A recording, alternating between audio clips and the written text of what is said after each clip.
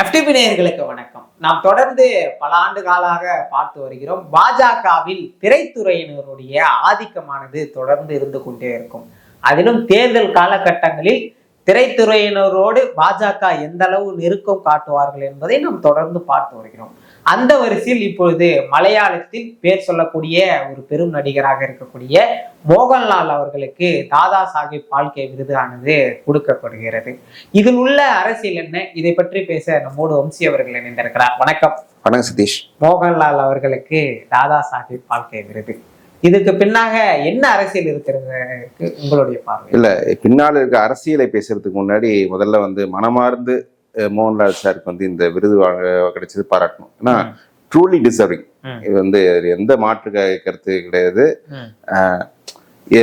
அவர் ஒரு 45 வருஷம் மேல சினிமா துறை நடிச்சிட்டு இருக்காரு. அதுவும் இங்க தமிழ் சினிமா மாதிரிலாம் கிடையாது. கேரளாலாம் வருஷத்துக்கு 4-5 படம் வரும். அந்த மார்க்கெட் சின்னதுன்றதால அவர்லாம் ஒரு 350 படம் நடிச்சிருப்பாரு.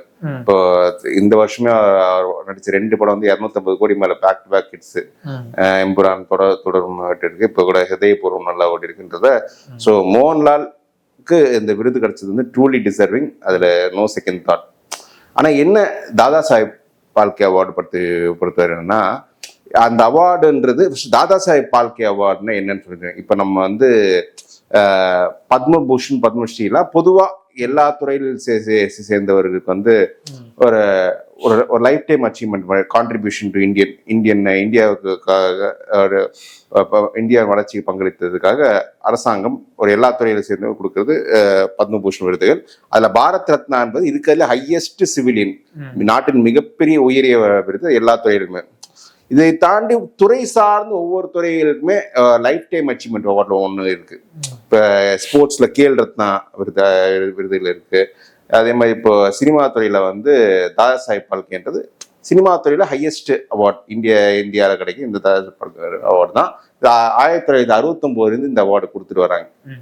என்ன பிரச்சனைன்னா, இதுல இது வருஷத்துக்கு ஒரு அவார்டு தான். அதனால நிறைய பேருக்கு நிறைய திறமையான கலைஞர்களுக்கு இந்த அவார்டு கிடைக்காம போயிருக்கு.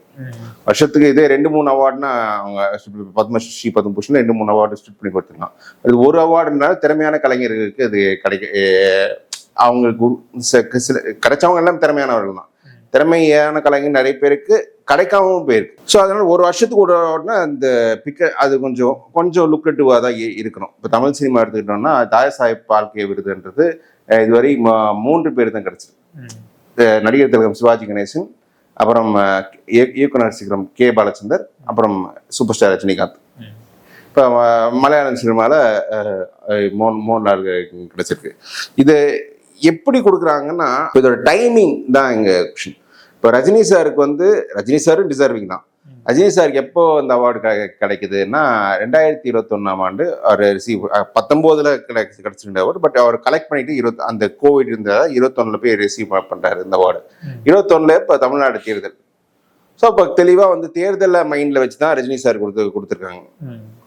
அவங்க வேற எப்போ வேணா கொடுத்துருக்கலாம். ஸோ தேர்தல் மைண்ட்ல வச்சு தான். இப்போ மோகன்லால் சாருக்கு எப்போ கிடைச்சிருக்குன்னா இது அடுத்த ஆண்டு கேரளா தேர்தல். ஸோ அப்போ அந்த ஒரு நோக்கத்துல கொடுத்தாங்களோ அப்படின்ற ஒரு கேள்வி. இது கண்டிப்பா டிசர்விங், கண்டிப்பா கிடைக்கணும், அதுல மாற்று கருத்தே கிடையாது.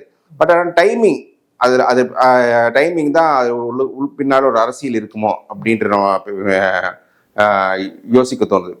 இப்போ நீங்க ரஜினி சாருக்கு கிடைச்சிருக்கு, ஆனா இது கமல் சாருக்கு இதுவும் கிடைக்கல. கமல் சார் ரஜினி சாரோடய டிராவல் பண்ணிருக்கு, கமல் சார் கிடைக்கல. காரணம், கமல் சார் ஒரு அரசியல் கட்சி ஆரம்பிச்சுட்டாரு. அவர் பிஜேபிக்கு எதிர்நிலை எடுத்திருக்காரு. அப்ப அவருக்கு கொடுக்கறதுல ஒரு லாபமும் இல்லை. இப்ப மோகன்லால் சார் கிடைச்சிருக்காரு. மோகன்லாலை விட நிறைய படங்கள் மம்முட்டி அவர்கள் செஞ்சிருக்காரு. மோகன்லாலை விட தேசிய விருதுகள் அதிகம் வாங்கியிருக்கார். நான் இன் டேர்ம்ஸ் ஆஃப் அவார்ட் தான் சொல்றேன். ஆக்டிங் டேலண்ட் 2 பேருமே ஜாம்பவான்கள் தான். அவர் எக்ஸ்பீரியன்ஸும் கூட மோகன்லால் முன்னாடியே அவர் அறிமுகமாயிட்டார். ஆனா அவருக்கு ஏன் கிடைக்கலன்ற கேள்வியும் வருது. அது ஏன் கிடைக்கலன்னு பல பேருக்கு புரியும். அது ஏன் கிடைக்கிறது. மோகன்லால் சார் கொஞ்சம் ப்ரோ பிஜேபியா கூட இருந்திருக்காரு பல நேரத்துல. பட் அவரே எம்புரான் படத்துல சில விஷயங்களுக்கு கருத்து சொல்லியிருக்காரு. ஸோ இதெல்லாம் தான் இந்த விருதுகள்ல கூட அரசியல் இருக்குமோன்ற கொஸ்டின் எல்லார் மனசுல இருக்கும், நம்ம பாக்குறவங்க மைண்ட்லயும் இருக்கும். இது வந்து இருக்கக்கூடாத அரசியல் லாபம் இருக்கக்கூடாதுன்னா கண்டிப்பா இருக்கலாம். அது என்ன எல்லாரும் அவங்க லாபத்துக்காக தான் பண்ணுவாங்க. ஒரு பிஜேபி வந்து கேரளாவில் நல்ல பெர்ஃபார்மன்ஸ் பண்ணதுக்கு மோகன்லால் சாருக்கு விருது கொடுக்கறதுனா தப்பே கிடையாது. அதுல அந்த ஒரு அரசியல் கட்சி லாபத்தை தான் பார்க்கும். ஆனா எனக்கு என்னன்னா, இது அவார்ட்ஸ் 2-3 அவார்டு கொடுத்துட்டு 2-3 பேருக்கு கொடுங்க. இப்ப கேரளாவை சேர்ந்தவர் தான் மம்முட்டி சாருக்கு கொடுத்து 2 அவார்டை கொடுங்க. நம்ம தமிழ்நாட்டில் இளையராஜா சார் கொடுங்க, ஒரு 3 அவார்டு அப்படி கொடுக்கலாம்ல. அது நிறைய பேர் கொடுக்கறதால உங்க அரசியல் லாபம் வேணுமோ அதுவும் சால்வ் ஆகுது. உங்க திறமையான கலைஞர்களுக்கு அவங்களுக்கு உரிய அங்கீகாரம். தாதா சாஹேப் பால்கேன்றது சாதாரண அவார்டு கிடையாது. மத்திய அரசு குடியரசுத் தலைவர் கையில வாங்குற விருது, இந்திய சினிமாவிலே உயர்ந்த விருது. அதுதான். அது வந்து எல்லா நடிகர்களுக்கும் கிடைக்கணும்ல.